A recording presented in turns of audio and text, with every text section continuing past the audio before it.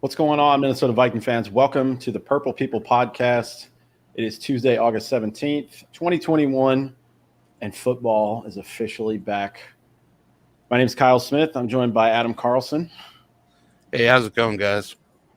I got a little case of the sniffles going on, so don't mind me if I let out a little sniffle here and there, but I think I'm going to make it.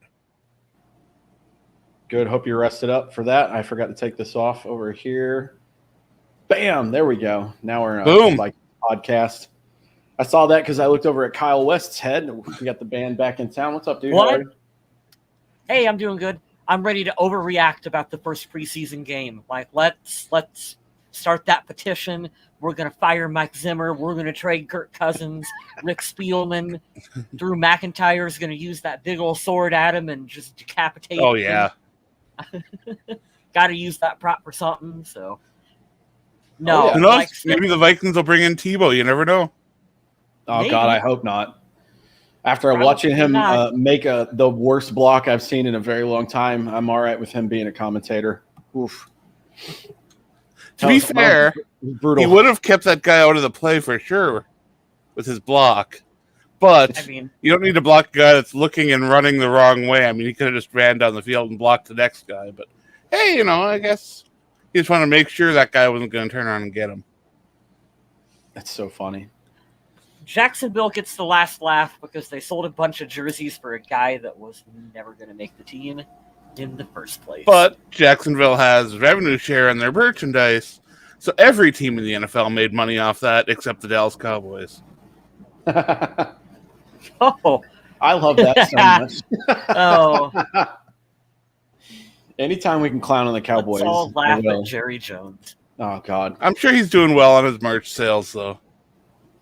I mean, yeah, you're right there. He's probably doing way better than all of us, but old jury. This is episode 442 of the Purple People Podcast. Before I get Drew locked out of heaven, I made a Bruno Mars reference because I'm a loser, and I like that song a lot. We used to play that with my old band. Shout out to my old band. If you turned on NFL Network or any other sports page, they had a lot to say about Drew Lock this weekend, and for the life of me, I don't know why. The Vikings rested about 32 or 33 players in this game, meaning none of them got on the field. So it was pretty much Denver's ones against the backups and third stringers of Minnesota. So when you look at the final score of 33-6 at a glance, you're like, well, that's not promising. And then you look at the context and you're like, well, yeah, that's about how this game should have gone. I don't think the Broncos had essentially two starters play in that game at quarterback. Well, Minnesota had essentially Browning and Mond, which I didn't even think Mond was going to play in this game, to be honest. Well, let's keep it tradition around here. We're going to give out game balls and donkeys just because I want to get in the habit of the season being back. So I'll let you guys go first. We all got the same donkey, right? I don't think so. Well, I believe mine is the same as West's. Go ahead. Have at it, West. Oh, West. I think West is having some issues there. He hasn't moved in a little bit. Who's your donkey, sir? Yeah, he can't hear us. All right, so, yeah, it's definitely Dakota Dozier. I had to switch my Wi-Fi. I have two Wi-Fi things. I have one that's shitty. And, my computer, when I turned it on, it hooked up to the shitty one. So, yeah, now I can actually hear what you guys are talking about. Next, so we're going to keep tradition around here for game balls and donkeys. And Mr. Carlson thinks that you guys have the same donkey. So I'm excited to hear about this. Dakota Dozier? Yep. As predicted. I have a different one, but go ahead. Let's talk about that because I don't think that this guy's going to make the team if he keeps playing like that. Well, he's still the team's backup. He's playing with the number twos, and I don't see how they can do that when Cole outplayed him. I think that the rookie outplayed him. I don't understand how he stays in such good graces. 2-3 seasons ago, he was a decent interior lineman. Now we're looking at him like we're hoping that he has some kind of renaissance and gets back to being serviceable. But even that ceiling isn't a lot to ask for in this situation. So the fact that he can't even reach that is just kind of disappointing all around. Ooh, we got a spam comment from Twitch, Adam. Do we want to Nice. become famous? I don't want to buy followers, but thank you, 7 Low Raider 1314. Definitely not a bot with that one. So I wrote down Dakota Dozier's grades from Pro Football Focus. 20.9 overall grade with a 24.9 pass block and a 46.3 run block. He's a little bit better in the run game, but that 20.9 overall is Now, I'd love to say that it's because he was going up against some of the starters on Denver, but if he was in competition to be a starter for Minnesota, he should at least be playing near that level of football. Yes. Well, I think too. We sent this in the chat. Wyatt Davis had a better day overall with numbers. Now he probably played less of the starters, more of the backups. But yeah, I'm with you, man. I don't understand how he's going to stay at the depth chart at number 2. And my question is, if my judgment's off on this, please call me out. But isn't this like a Minnesota thing to do, the Vikings thing to do, where they try to squeeze every ounce of juice out of a player, even if they're not that good?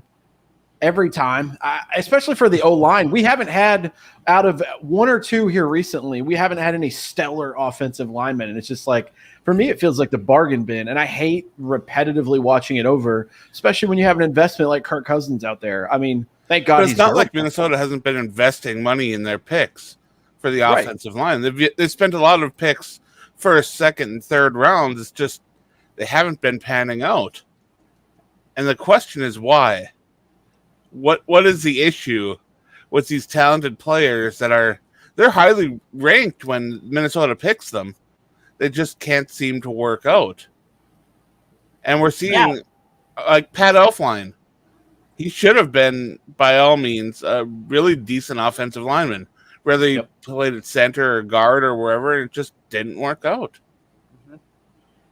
To me, that screams either scouting or coaching one, and it's just frustrating because it's not like they're the absolute worst, even though he was the absolute worst offensive lineman graded this weekend out of all that had minimum of 20 snaps. He was 312th. It was terrible. Holy shit. But, I didn't know that. Yeah, it was absolutely god-awful. But, it's not saying everyone that we pick is the worst. Like, yeah, we have quality linemen now. We're moving around, spots that we need to fill last year that were problem areas. But it's just that nagging right below average, and it's like that kind of seems to be where we are, but right below the curve on at least 30 to 40% of these picks. And I'm like, do you run that route? This is why this is so hard, right?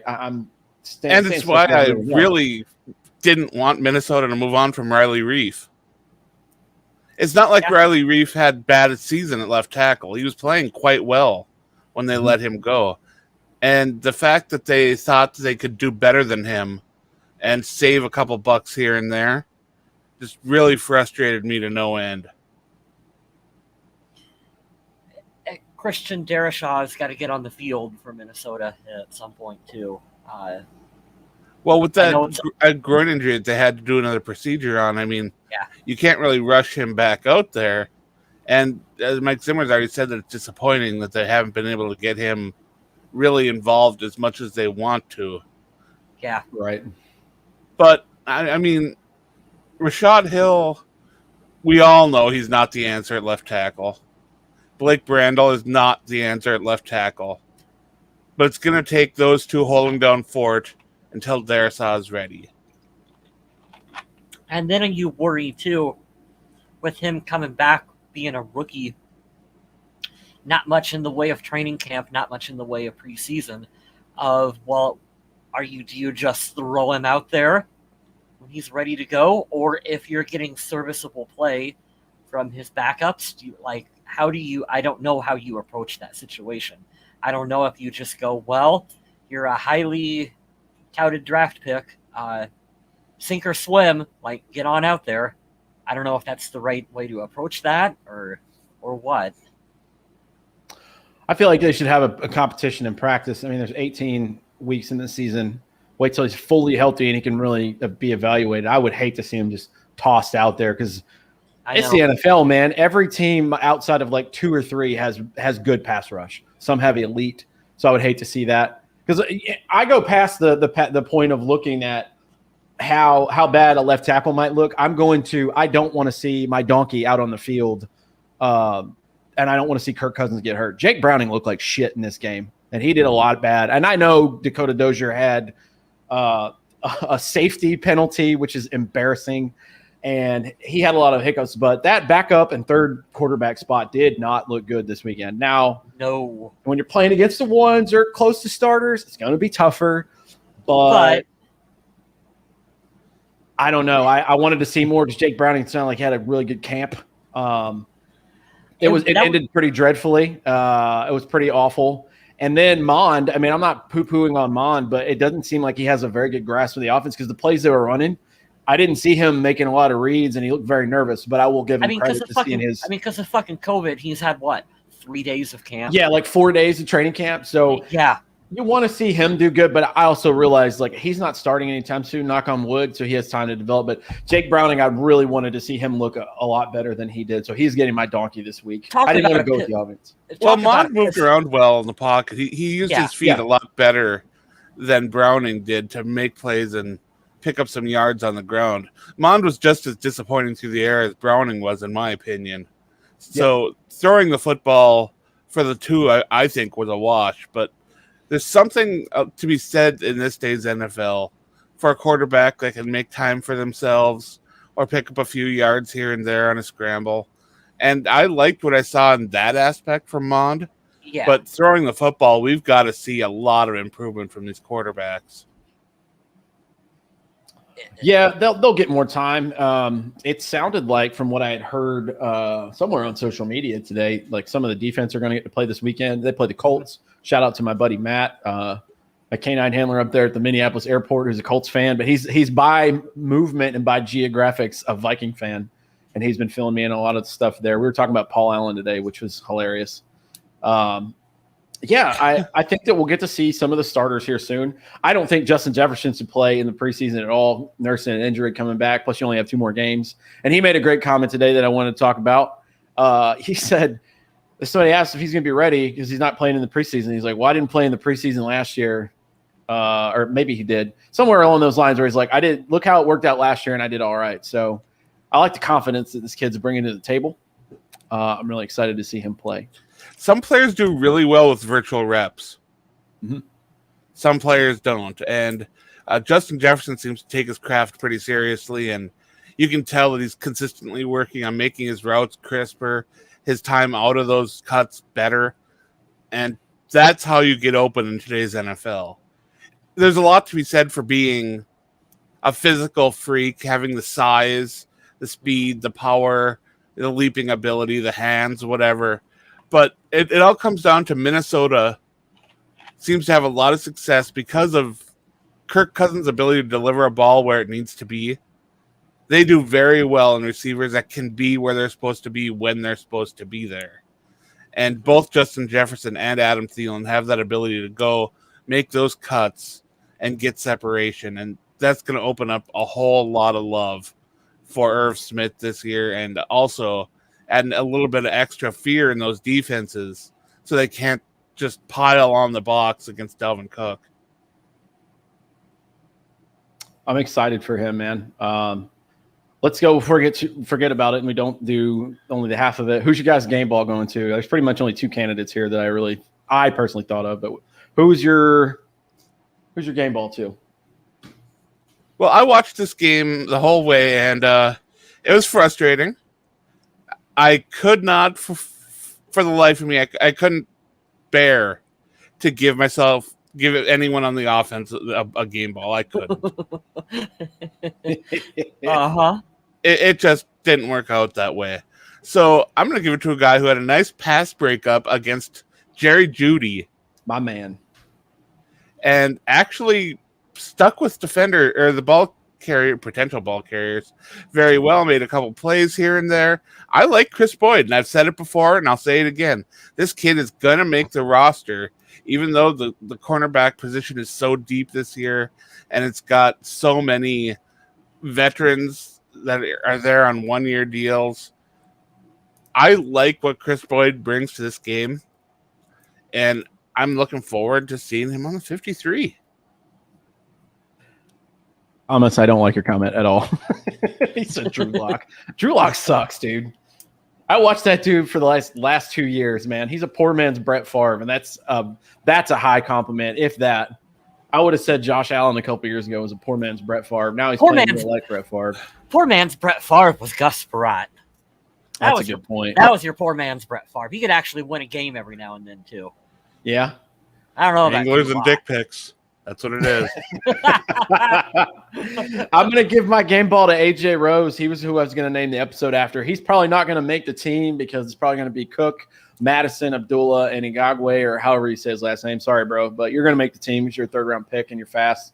But he might end up on the practice squad or go to another squad's. Why do the Vikings always seem to have these fifth and sixth, running backs that in the preseason just come out and they open your eyes and make you go, okay, all right, where do these guys come from?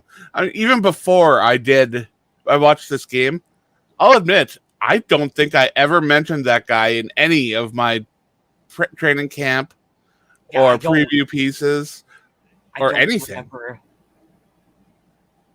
Smith, did you mute your microphone?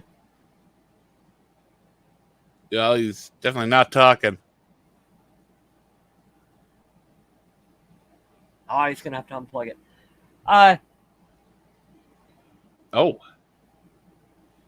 But yeah, I mean, he came out of absolute nowhere. Yeah, on this roster. I'm glad I'm not the only one, Adam, who, when I was looking at the roster, was like, wait, where did this running back come from? I thought the kid that we picked up from Iowa State was going to be the primary back. Yeah, but then he tweaked his knee early in the game, and he was forced to sit out. So, correct. So that's kind of too where we were talking. Smith and I were talking before we recorded about how there's a lot of fans are really angry about this game, but it's like you kind of have to put it into perspective. The fact that the 2s and 3s were out there, and that a running back that's not even going to probably he isn't going to make the team was the primary running back on the offense. So it's like let's check ourselves here on this one. Can you guys hear me now? Yes, we can. Okay. My donkey is Smith Marset. Ooh. I wanted to see a lot from this kid. Yeah. He had one nice catch on the sideline, I believe. He had a drop. But otherwise, he had a big drop, and he struggled to get separation. And I know that this is against defenders that are a little bit of a level above him at this point. But I really want to see him use his speed to get open and prove that his issues with drops in college were not a real thing and that he could get past that in the pros. And so far, he's done nothing to erase that narrative. So I want to see him come out in this next preseason game, make some good catches, and just develop. I mean, KJ Osborne came out, and he looked like he's pretty close to ready for the NFL season. He caught all the balls thrown his way. That's all you can really ask. So why is he able to come out after last year not taking a single snap offensively and look good after being such a disappointment on special teams? And you got this rookie that they used a fairly high draft pick on, and he just hasn't been able to get past what has been the problem there. And that third wide receiver spot, like we've talked about, is just, if I'm a young receiver in the NFL, I would love to be playing underneath Justin Jefferson and Adam Thielen and Irv Smith, because you've got all the opportunity in the world for single coverage. Like you were talking about at the beginning of the show, Adam. Learn to run your routes, because with Kirk Cousins, it's like you got to be precise, get where you need to go with your crisp route running. You're going to have single coverage opportunities to make plays for this team if you are that third receiver. So someone step up and be Arjarius right. That's what we're D.D. Westbrook actually got a nice workload today at practice. Was what I was reading on Twitter. So, as you guys know, I'm a big fan of Westbrook. I think he can maneuver and make some nice catches in this offense, pick up some yards after the catch. I'm really excited to see this offense when he can return. I still think that he will win a lot of time in this offense, and he will get the most playing time past the two starters. Mm-hmm. And I'm just excited to see when he can take the field. I don't know if they're going to rush that this preseason. We might not see him until that third game. But a lot of NFL teams are resting their first team. Tampa Bay Buccaneers already announced that they won't be playing any of their starters in the second preseason game. So I don't know if Minnesota has made any claims like that yet. I don't believe they have. And I don't believe they ever would. I don't think that's what Mike Zimmer will do. He might say that a certain number of players are sitting, but he'll never say we're resting everybody, I don't think. Yeah. I was talking about the running back that's probably not going to make the team. A.J. Rose had a 100-yard day. You got to provide something like you guys were mentioning before. We drafted K.J. Osborne last year out of the University of Miami. He was, like a 5th-round pick or something. Did not work out as a returner, but he is immensely improved as a receiver this year, and I think he's going to make the team for sure. You got to provide that. If you have super depth at a position where I'm not counting fullbacks or anything like that, probably have 4 running backs. You got to provide something else. So I don't know how that kid's going to be able to establish himself on special teams in any way, but it's not for a lack of depth. To your guys' point, there's a lot of talent here. We just got to see some people put it together in these next couple of games. It was pretty flat all around this game. Wanted to see flashes. I told Adam, I said, I feel bad for the people that paid for that. And he's like, well, you get to see the stadium. It's a cool experience. But During the broadcast, Paul Allen, fans are happy in the stadium, and the Vikings are down like 31-3. I mean, yeah. They didn't give the fans in the stadium a lot to cheer for, and it ended up with being a game where what should have been exciting and fun for them, they were ending up doing the waiver on the stadium. So, yes. I can't wait to go experience a game there. I'm sure we'll see some of the starters sprinkle in these next 2 games. The Vikings have been pretty quiet about how they're going to go about it. I think that's one of the interesting points that probably won't get talked about too much around the NFL as a whole this year. We kind of knew that the third preseason game out of 4 in previous years would be kind of like a dress rehearsal. Maybe they'll play a whole half. We don't know how they're going to do it with only 3 games. And we don't know. Especially with injuries and adding another game to the actual season. We might see some people, I don't think Dalvin Cook or Danielle Hunter are going to play a snap in preseason. That's just my guess. Patrick Peterson don't need to play. Well, the biggest winner from that preseason game was Greg Joseph. Because immediately following that game where he made all his kicks and kicked off nicely, they ended up releasing Riley Patterson, the other kicker. So Greg Joseph looks to be the Vikings kicker. Congrats. That's a great segue, Adam. For the first couple weeks of the season until he misses in Green Bay and cut him, and then he goes and with the Raiders and becomes perfect. Oh, wait. That's Daniel Carlson. Now, Riley Patterson, in practice and training camp, in drills, he did not miss a kick all year. That'll come back to bite the Vikings in the ass. Yeah, I know. We'll call now, it. I know that they had to release him because, they did release him with an injury designation. So maybe once that swings through, they'll probably try to re-sign him and put him back on the practice squad or wait until he's healthy again and sign him back. But, I mean, is this really how you want to decide a kicking competition? I get why this would probably happen, and I'm glad you segued to that because today's the 17th. Today, yesterday, and the day before, the Vikings have a total of 5 people that were released or waived. They had to get down to 85 today, something like that's the magic number. Yeah, first cuts. So on the 15th, 2 days ago, they waived Turner Bernard, the long snapper. Jordan Brailford had probably the worst game of any person on any team between the Broncos and Vikings Sunday. That dude was fucking terrible. Just like I would never question anyone's effort because these are pro athletes, but I don't know, man. That guy was getting ran through And it's a defensive end. That's a big group to have to like make your name for. Right. Waived and injured Blake Prohl. Obviously, he was coming and having a pretty good camp, but he tore his ACL, I believe. Riley Patterson, as Adam mentioned, and today they had one spot left that they had to move out of, and it was cornerback Amari Henderson. So there's still a lot of cuts to be made, but they made the deadline today, and those are the people that you might see floating around on the practice squad later, possibly. You see, Josh Rosen got cut right before we started. Yeah. Oh God, that poor guy. Just saying, he's probably an upgrade over Jake Browning. At Maybe. this point in the season, though, you don't bring in a new quarterback. Unless Right. it's Tim Tebow. Adam, There it you're was. just like, you're like, no. Uh, I'm over Tebow mania. I love the guy to death. Nothing against him. Yeah. So that was a game Saturday. The good news is you can pretty much only go up from there.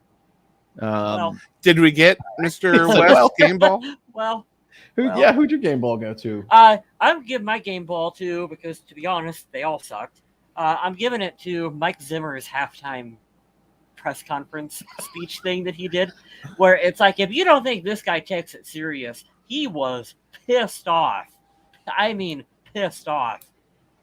Talking, who's that did the interview? I don't remember who did the interview with him, but he essentially said everything that the team had done wrong, and then goes, other than that, we're doing great.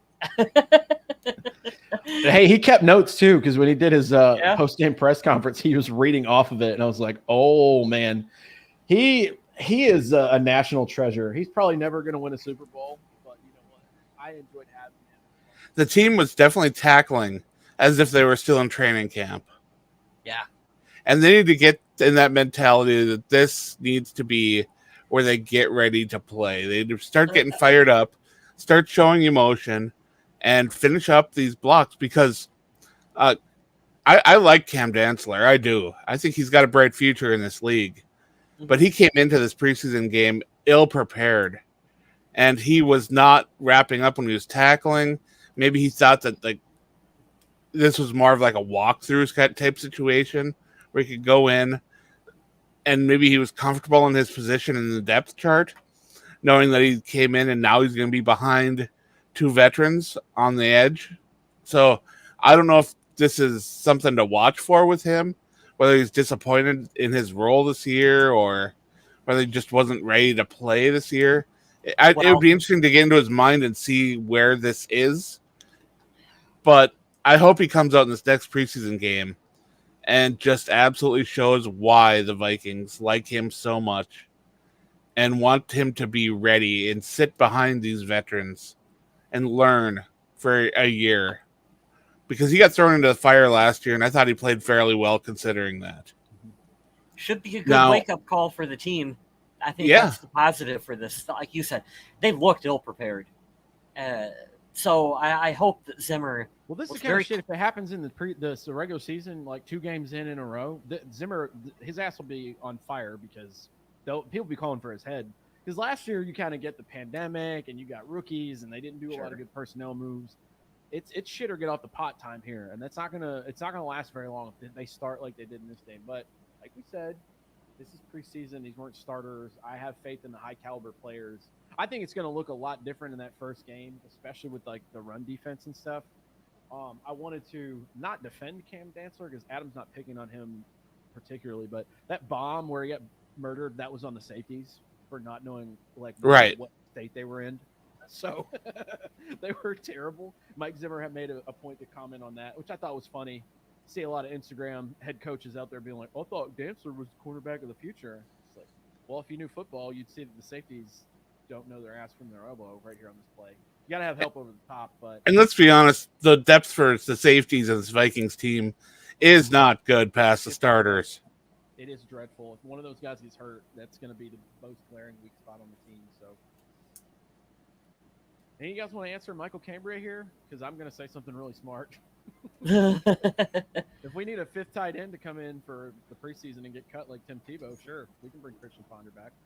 I honestly have Yeah. no clue what Christian Ponder's up to these days. He's making babies with Sam like a true American. That's what he's doing. Still? They have 3 lovely children, and they live in New York. Oh, 3? That's nothing. Those are rookie numbers. Well, he's not quite old enough, and they haven't had enough time to get like Philip River numbers up yet. But I saw him on Instagram, and then did we guys put that in the chat somewhere? Why is your mic sounding so bad? Does it sound terrible?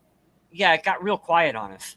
It's really weird, man. I did move everything around, as you probably see. The background's different, so I'll check all the connections today. That's annoying. Let me know if I need to pause it and come back. Yeah, Because I had to turn up my mic or turn up my headset. You can bump the volume up on it a little bit. That'd be cool. No, you know what though? Like we were saying before we started recording, I don't think it's time to panic and say the sky is falling in Minnesota after one preseason game where none of the starters even played. Of course, we all want to see our backups do better than that. And, you know, you watch Teddy on the other team, and you're like, I miss Teddy.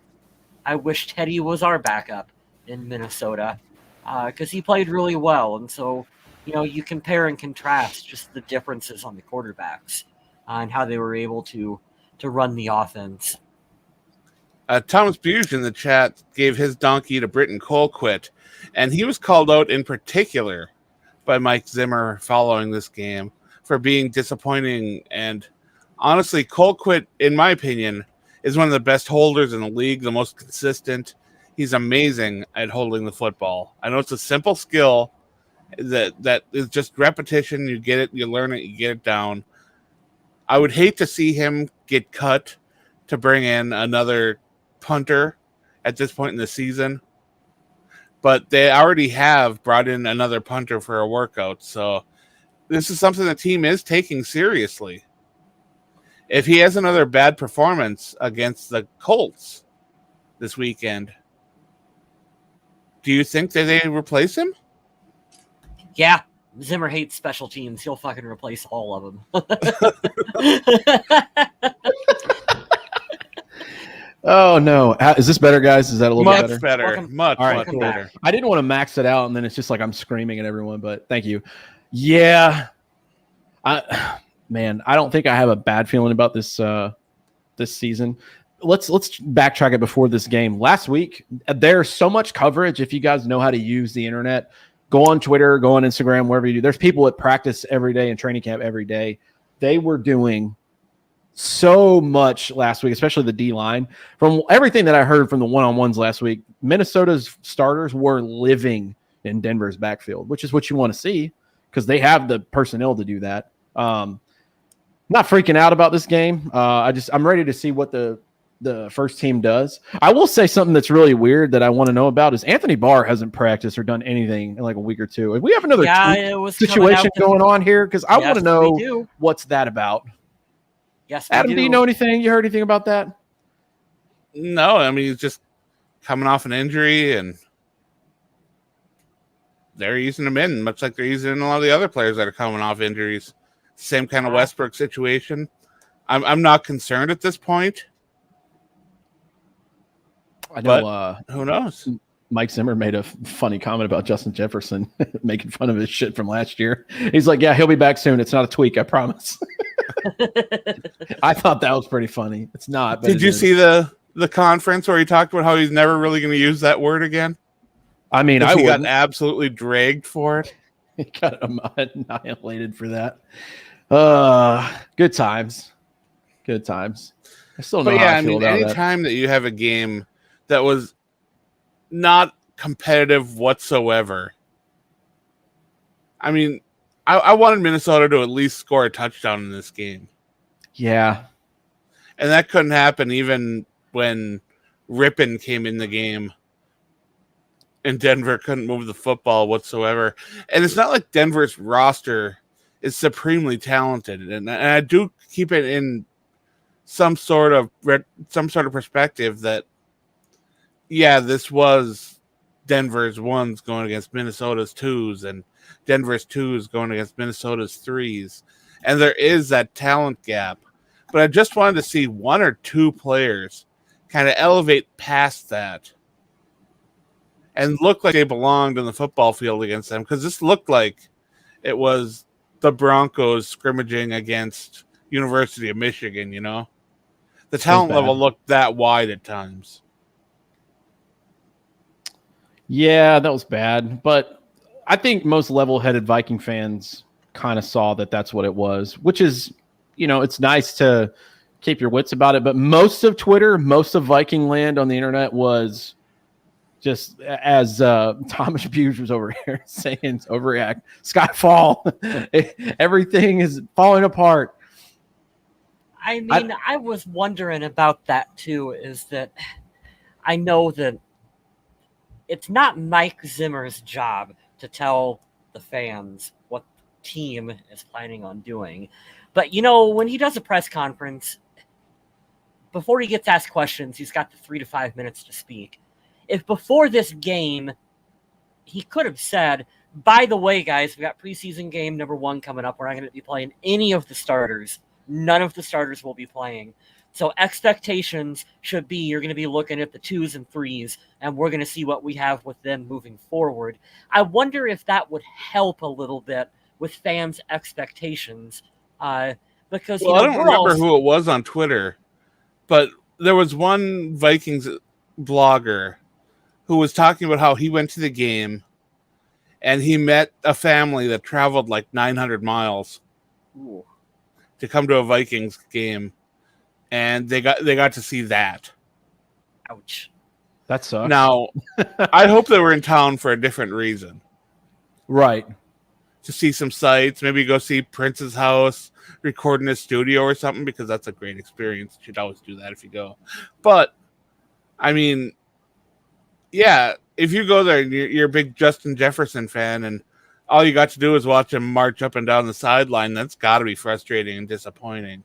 From an entertainment standpoint, it's so disappointing that the product that you got on the field is just so bad. Because even in the preseason, if you were to go and buy tickets in those front 3-4 rows, you're still going to spend hundreds of dollars.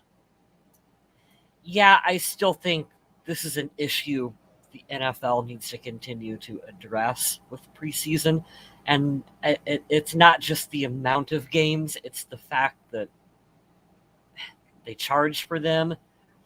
Because, okay, if we're going to put this in wrestling terms, Adam, because, that's what you and I jargon back and forth with here, too.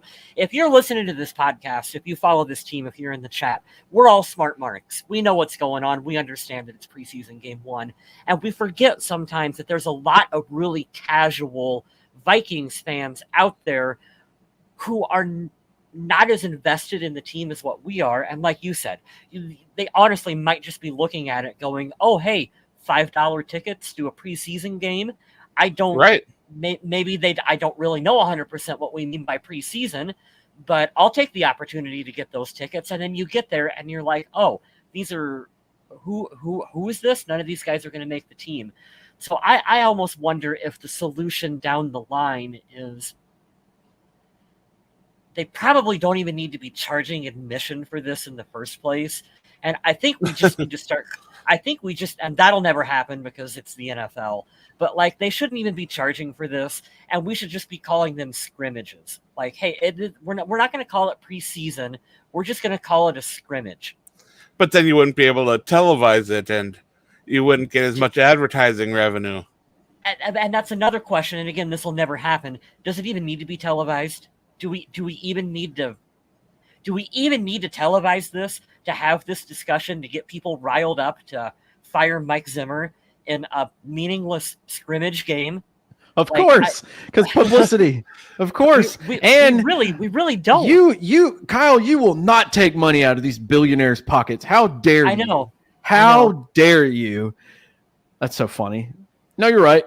I don't think they should charge. That's a good enough reason to get jersey sales and No, I do think charging for seats is important because the state of Minnesota and the city of Minneapolis, the people that live there pay a lot of money in taxes to pay for that stadium. And getting some revenue back into that stadium, getting the people that come to those games to stay in hotels, go to eat and everything.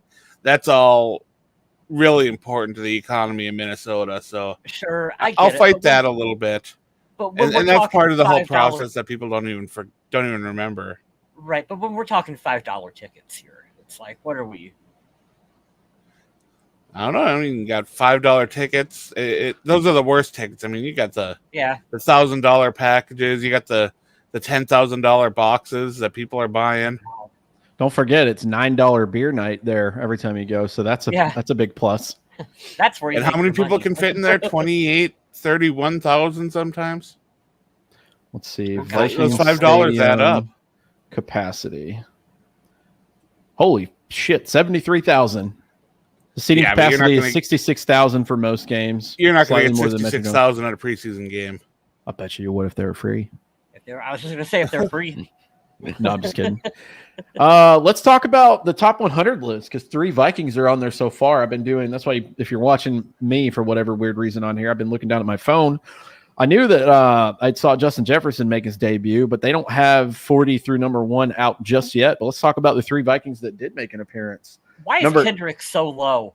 He's disrespected, man. Yeah, he really is. I actually got into a little bit of an argument with this about the former Vikings fan page guy because I thought that it was a way of ranking these existing players based on their potential in 2021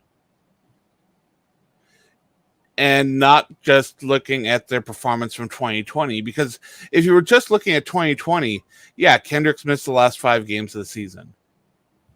And maybe that fresh taste of him missing football was in the mouth of them when they were kind of figuring out where to put Eric Kendricks. But in my opinion, he's an elite level linebacker in the NFL, and having him that low on the list just doesn't make a lot of sense. Yeah, and even where they had Adam Thielen, 14 touchdowns, and you're that low on the list. Yeah. If you're basing it only on 2020, Thielen should be up there. He should be in the top half. I thought it was like, hey, here's our 100 players coming into this season. Right. Well, this is I think of it a different way, and this is because of the layout that they do it. When they show all of the highlights from this past season, I'm assuming they're ranking it on the previous season, which is why I usually have issue with the ranking that they have. So shouldn't it be the players of 2020, not 2021? Correct. Even though the season technically ends this year and the list comes out this year, you are 100% correct. I don't know what the basis is for it. But you're going to see players who missed a lot of time. You're going to see them on the list just based on name recognition. Mm-hmm. JJ Watt. I want to make a good point here, though, just to give a big fuck you to the Los Angeles Chargers. Your rookie of the year was 3 spots lower than Justin Jefferson on this list. Wow. Suck it. That's the real rookie of the year. I don't care that he's a quarterback. I'm not disputing that he's a badass. I love Justin Herbert. I think he's a great player. I think he's going to be really good. He's going to have a very bright future in the NFL. But PFF did say that Justin Jefferson was the best wide receiver right behind Devontae Adams last year. Okay. You weren't even the best quarterback in your division, homie. So one of those 2 players has a dance in Fortnite. The other one does not. He was talking about that with Patrick Peterson and Eric Kendricks.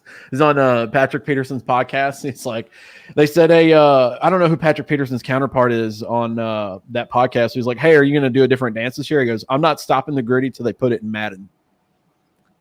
He's like, he's pretty bummed that it's in Fortnite, but it's not in Madden. So well, I'm excited. I'm excited that he's going to stick with it another year. And what I want to see more of, and this is what I'm going to rally for the show to do, is make Kirk Cousins gritty more because he's so bad at it, and I want to watch him fail.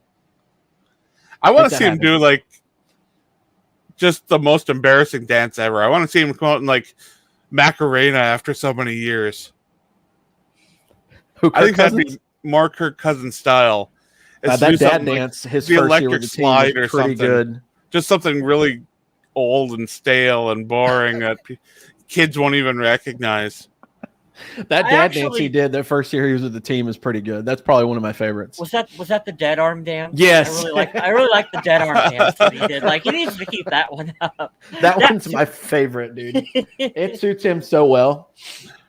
I got to give Christian Ponder credit. When Ponder God. did the from Happy Gilmore, the shooter thing, like that was good stuff. That was Like, good. you should That's have funny. kept up with that. Well, this is a good segue because we're going to see somebody on this team get flagged for it at some point. The NFL apparently is going to take taunting very seriously this year, which it's another overcorrection they're doing, which is stupid. Why are we like, hey, let's allow group celebrations and touchdown dances 1 year and then immediately be like, and then we are just going to fucking crack down on anything else related to it. Now, I've seen the video that they've shared with this, and the defender was standing right, or the playmaker was standing right over the defender, and he yelled something, and I can't, until I know what was being yelled, I can't say whether that was a good or bad flag. And I know comment. that, yeah. That's my favorite comment. That's my buddy that works at the airport. Now, are we talking Creed the band or Creed the guy from The Office? He's talking about the band. Because I'd like to see the one with the guy from The Office. Now, that'd be a great tattoo. I want to see him pull his shirt up and just have the bat on right across the shoulders with arms wide open, just like that. But with a picture of Apollo Creed beneath it. What a twofer. That's good. So I think it's funny because I don't remember exactly what I was watching from the other day, but it was back when Antonio Brown was still a Steeler. He did like a twerk in the end zone back in the day. Oh, yeah. And they threw a flag for that, and now they wanted everybody to celebrate and have fun. And I don't care. This is my thing and my issue with this is there's not going to be any consistency. Tyreek Hill blazes past the Bucs in the regular season. The peace side. And then Antoine Winfield does it in the Super Bowl directly in his face. He's like, hey, fuck you, man. How's that? Well, you didn't flag Tyreek for it. How are you going to flag him for that? Like, and here's the other part of this is like basic science, guys. Nothing that you guys have never heard. These guys are trained wildebeest, pure animals, running off adrenaline and all the machismo in the world, and they're going to get excited when they make a play because it's going to get talked about, and you're going to flag them for being emotional. Don't overcorrect, NFL. Don't do that. If you're going to do it, make sure it's like, hey, somebody flipped a bird or somebody dropped an F-bomb on camera. Okay, right. You can't do that. Don't be an idiot. But I love the fact that Antoine Winfield was like, what up, dude? I mean, he did it to him the week before.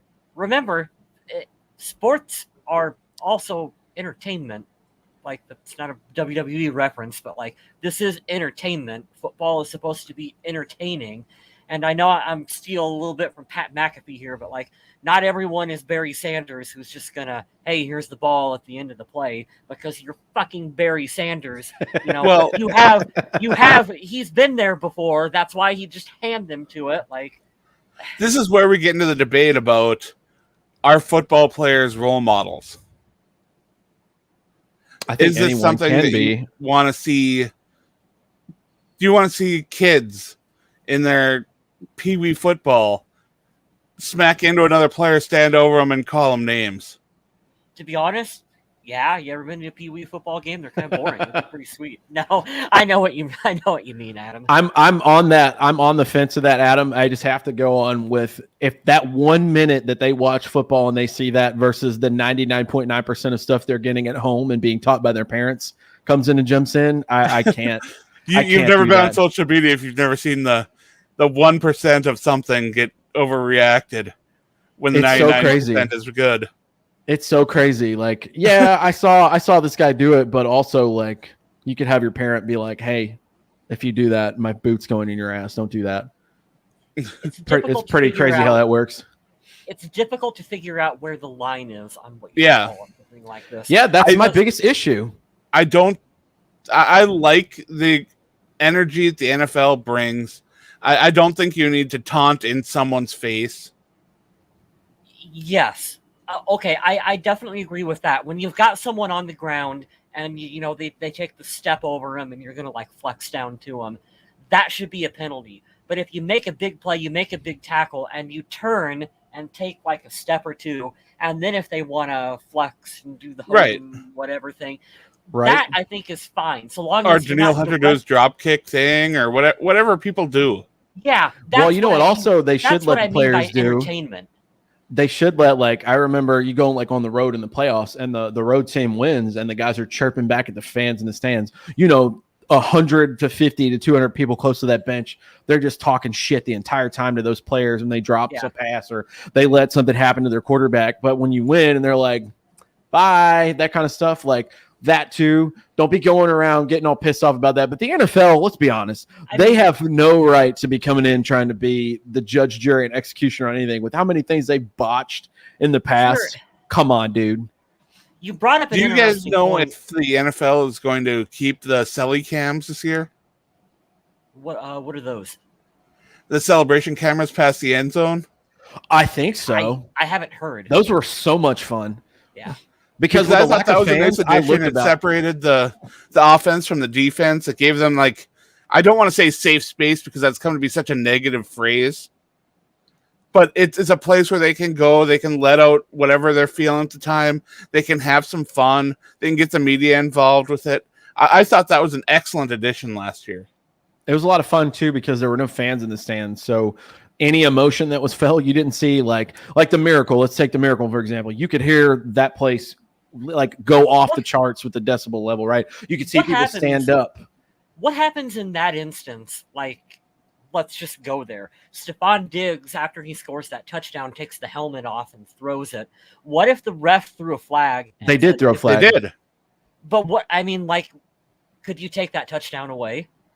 No, in that instance, you can't take a score away, but because it happened with the clock running out of time. But I see what you're saying. Yeah. What happened for that was, hey, we're going to back you up for the extra point you're going to do or whatever. But at that point, it didn't matter because they were taking a knee.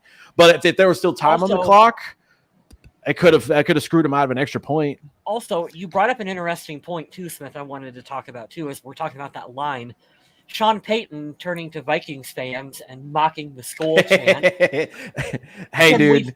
Can we throw a flag for? Hold on. Can we throw a flag for unsportsmanlike conduct on Sean Payton? How do you enforce that? What's the difference between him doing that and like throwing a peace sign as he run by a player? Are we not still taunting? Like.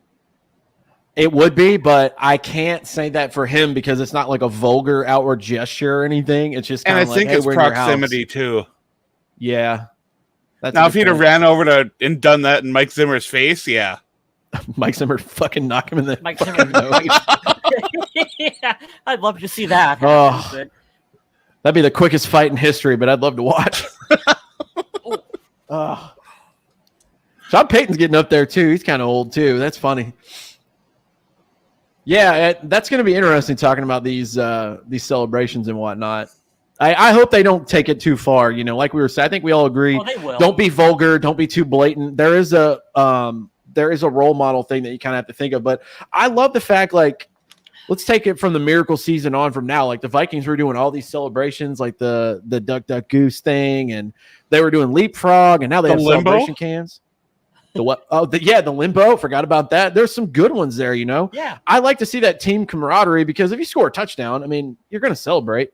They didn't call it on Dalvin Cook last year, and he did the Lambeau leap in Green Bay, which is dope. So yeah, why not? Let them have some personality. Don't be robots.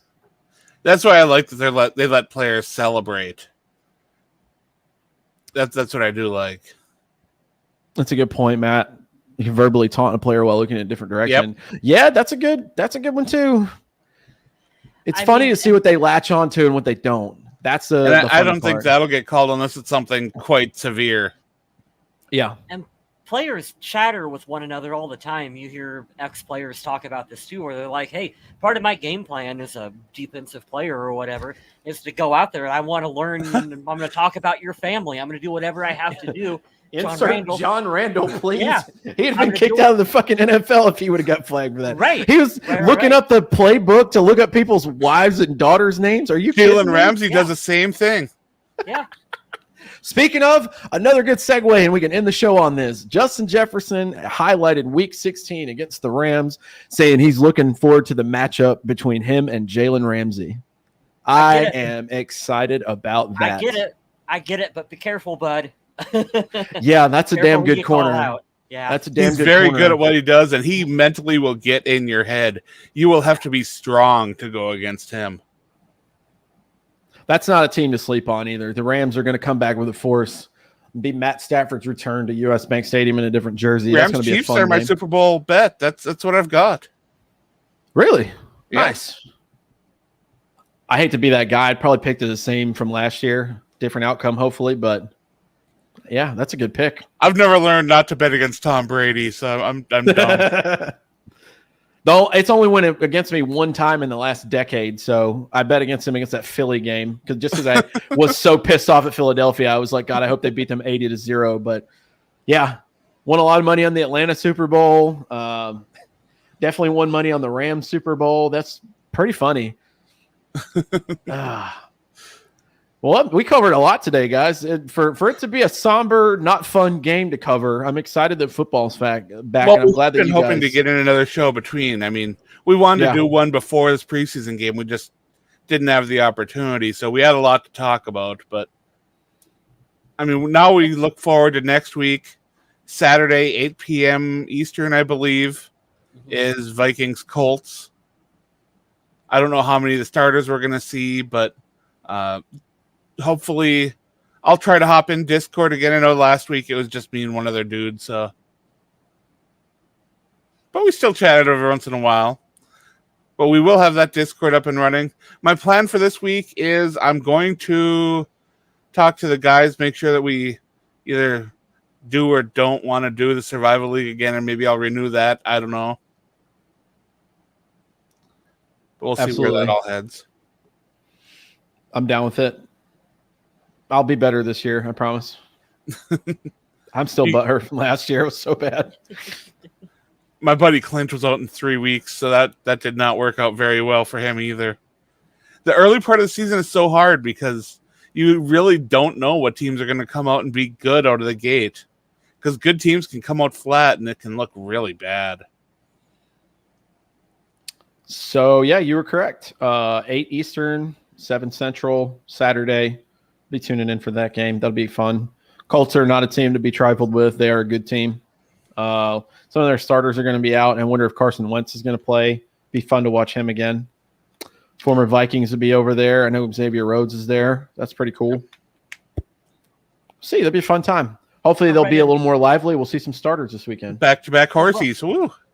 I read an interesting article that was talking about just different players around the league, and they singled out Xavier Rhodes. And they mentioned how that when he's on, he can still be one of the best corners in the league. But when he's off, he's just off. Yeah, it's a very wide range. Yeah. I was actually talking to my buddy Matt here about that because he's a Colts fan, but he's geographically in Minnesota. Kind of favors the Vikings for the NFC, and I laughed because we were talking about Mike Zimmer today. He always talks to me about the show, and he loves watching and commenting and stuff. And I said, dude, you got to think, man. Mike Zimmer coached Deion Sanders. He has no holding back and going up to somebody like Xavier Rhodes and be like, dude, you suck. Get better and stop. Like, I watched him talk so much shit to Xavier Rhodes, and this is just what's on camera. I can't imagine the stuff he said when a camera wasn't there. And I was like, that's kind of his thing, to challenge guys and get in their head to be like, you need to be better because you weren't that good today. I'm like, why do a lot of Vikings fans like completely start just pooping on former Vikings players when they leave a team? Because I've been on social media for a little while now, and what I hate to see is I know that the Vikings cornerbacks aren't always great, but a lot of fans don't understand how good some of these players were until they're gone. Trey Waynes was a good cornerback for Minnesota. He was a really good tackler. Definitely. He was great in run support. He was average in coverage. Yeah, that's not where he was absolutely excelling, but it's not like he was bad. So, yeah, I mean, the Vikings have had talented players on their team. It's the reason Mackenzie Alexander is back is because he was good in Minnesota. Then he went somewhere else, and do you know what? Without Mike Zimmer, he wasn't as good. Well, yeah, I wasn't referencing him that to say anything negative. I loved Xavier Rhodes while I was here. I hope that clarifies anything I was saying. I just thought it was really Zimmer's funny talking about expectations of Rhodes were a lot higher than I think Rhodes could live up to. And when he went to Indy in a different scheme, that scheme plays a little bit better to his his skill set. So Patrick yeah, Peterson. he's Patrick gonna be better Peterson there. had a comment about Mike Zimmer's defense where he was asked about, what is it like playing in this scheme versus other schemes he's been in, and he laughed and he said, essentially, you're in man coverage all of the time. Like Yeah. that is what the expectations are. So as a corner, it is on you to hold up, and that's, I think, part of the reason why he wanted to come here and work with Mike Zimmer was to be challenged like that. But And last year, when the cornerback depth chart got tested so much, and Mike Zimmer was forced to move into that zone style defense, go back to the kindergarten style defense. Yeah. And that's not what Mike Zimmer wants to do. But when he's got players out there that haven't been able to practice with him and work with him and work on the schemes and the plays, you can't put a defense out there that people don't know how to play. I want to keep this up. We'll put your other guys' comments up before we wrap up here. If they never won in Indy, I don't think they've ever won in Cincinnati either. Is that right? That's one of the places we were talking about. I don't think they've won in Cincinnati. I don't think Cincinnati's won in Minnesota. So that's really weird. Jerry, what's up? Many fans definitely overreact to preseason games. Oh God, that's like oxygen for them. They have to, or they won't survive. I like that. Xavier Rhodes had a good year, even if he did the veteran presence around the young corners enough to like him, kind of like Peterson. Yeah, you're exactly right. I hope that he coaches up a lot of these guys. And to his credit, I don't know if it's just a show thing because he's so classy and he knows he's going in the Hall of Fame later, but Patrick Peterson's lived up to that mentor role so far. I've seen him talking to plenty of the corners and wide receivers and coaching them through stuff. I think that's him. I think that's him genuine as a person, as an athlete. You can't fake that much. You know what I mean? Well, that's all I've got for this week here. And I want to thank everyone who went over to the Viking Age during training camp and clicked on my articles about the training camp observations and takeaways, because those articles did extremely well. And I really want to thank everyone that took the time to click through those and read them and leave a comment or share it with a friend, because I had a good time putting those together. It took a lot of time. And I just really appreciate that people go in and help me out. So, yeah, thanks so much. It's helped me have a good month. And over on Undead Walking, I've been doing my thing. I already published one article this month about how The Walking Dead was named the television show that would benefit the most from having life insurance for characters. Because, boy, the characters die on that show. I thought that study was fun. But, yeah, I mean, season 11 of The Walking Dead premiered on AMC Plus on Sunday. It'll be on AMC on television this Sunday. So, yeah, I mean, the zombies are coming, and the final season's here. So, it should be an interesting time. Over on Twitch, me and Mr. Smith have been doing some movie reviews. That's right.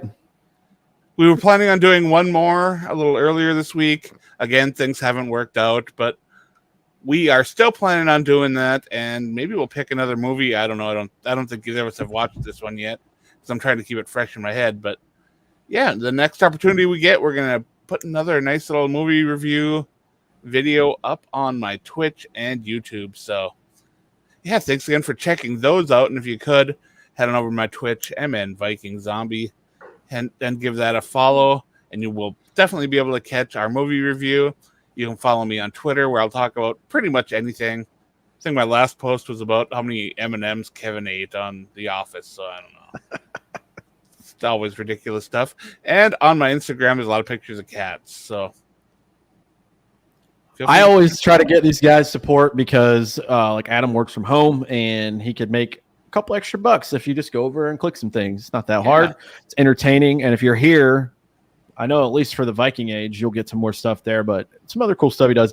I have to shout out the movie reviews. Those are a lot of fun. We do the Viking Age together here too, but the movie reviews, I've always wanted to do that. So I'm having a good time doing that too. Let me shout out Kyle West for his page. Can't say enough about his Instagram too, man. He's got really good photography on there. But if you want to buy some stuff, which is what you should do, especially because the spooky season is coming up, There's going to be a lot of good stuff on there. This is the link to go get it. Check it out. I would appreciate it. I believe it's still pinned to the top of our Facebook page as well. I believe so. It is. I have social media stuff. It's the same thing everywhere. Go check it out. Yeah. Thank you, guys. That's it for the show, Mr. though. Smith's first follower on Twitch, so head on over there and make that number grow. Hell yeah. Hey, thank you guys in the chat, by the way. Yeah, it's great to have people here chatting along, adding the questions and comments as we go. And doing this live has made such a great change to the structure of this. This show has gone such a long way from Skype recordings to a live discussion with other fans, and it just feels wonderful to be able to do this with you guys. So thank you so much. And we'll be back next week. We're going to discuss that game against the Colts in the preseason and see how everything goes. But hopefully they score a touchdown this game. Fingers crossed. Give us on behalf of both Kyles and I, stay classy, Minnesota.